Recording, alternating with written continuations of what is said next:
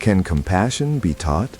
Can altruism be nurtured in rescue dogs after enduring trauma and hardship? From dogs once abandoned, cowering in fear and pain, now running free, sharing food with each other, comforting their companions. This isn't a fairy tale. It's the real-life reality at dog rescue sanctuaries around the world. They've endured hell, cramped hoarding situations, brutal puppy mills. But can altruism, the act of helping without expecting a reward, be taught to them? Hey there! Today we're exploring an intriguing question. Can altruism, the ability to help others without an immediate reward, be taught to rescue dogs who suffered psychological trauma? This isn't a dry philosophy lecture. Instead, we'll hear heart-touching real stories mixed with gentle insights into how dogs' brains and hearts work. First, think about a dog you've met. Maybe your neighbor's pup or someone's pet. They're loyal, playful, always wagging their tail to greet you each morning. But what about altruism? Here, it's not just loyalty to owners, but social behavior. When a dog considers the well-being of its pack, sharing toys, licking wounds for a friend, or shielding a pup from the cold wind. Science shows dogs, descended from pack-living wild wolves, have special neurons called mirror neurons.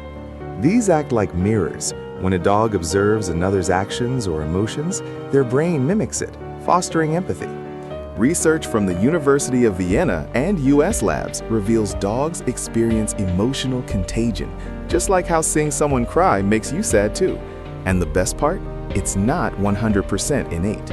For rescue dogs, these altruistic behaviors can be nurtured, especially in safe environments where stress fades and positive interactions are encouraged. Why are rescue dogs the most vivid proof of this? Each year, millions of dogs in the US and Europe enter shelters or sanctuaries with deep-seated fear. They cower, growl, avoid contact, not out of malice, but survival instincts after trauma. They've been trapped in cramped hoarding cases, left wandering abandoned, or endured puppy mill horrors. But at places like Best Friends Animal Society in Utah, ASPCA's Behavioral Rehabilitation Center in New York, or European sanctuaries, experts use structured recovery programs, buddy systems pairing dogs, Group playtime, reward-based training, praising good behavior, and gradually building trust. The result? Many dogs not only heal physically, but develop altruism, helping their packmates without any prompting. Now, let's dive into real stories to help you picture it clearly. I'll share details because these small moments truly touch the heart.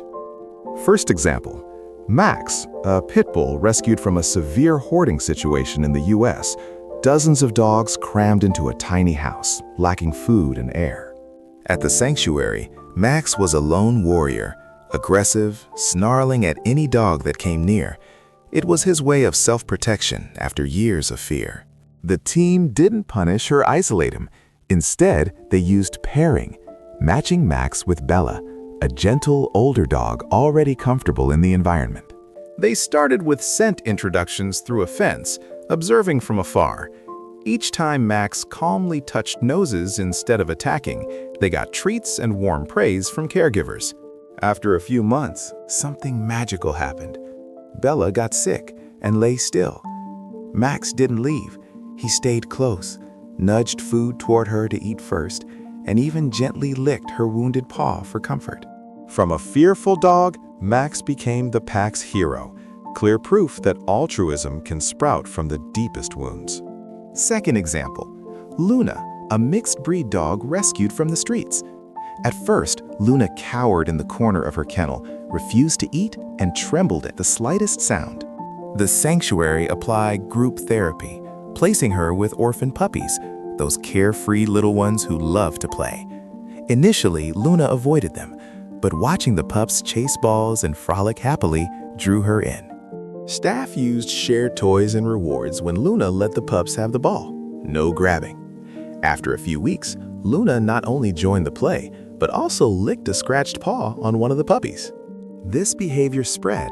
The other pups mimicked Luna, creating a tiny but warm altruistic community. Moments like these often get captured and shared on channels like the Dodo or ASPCA, inspiring thousands to adopt rescue dogs. Next, Rocky, a hunting dog blinded in one eye from an accident, rescued in the US. He feared loud noises, wouldn't approach other dogs, always hiding in a corner.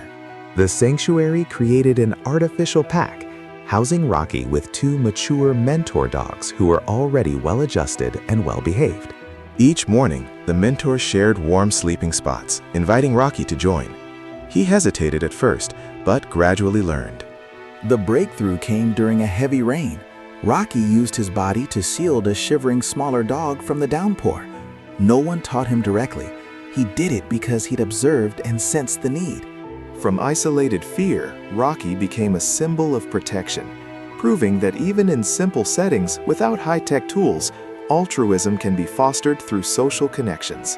One more example to complete the picture.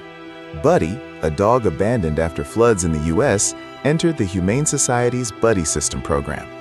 At first, Buddy was selfish, fighting over food, shoving others away from bowls. Through daily training with the Share command, combined with social rewards like pets and playtime from caregivers, Buddy learned to yield. First a treat, then the whole bowl when seeing a hungry friend. The ripple effect was real. When Buddy acted altruistically, the other dogs in the group copied, sharing beds, comforting the sad ones. Follow-up research at Sanctuaries shows pro-social behaviors skyrocket, even up to hundreds of % in some groups after 6 to 12 months. And the best outcome? These kind dogs find homes easily as they integrate well with other pets and people. See?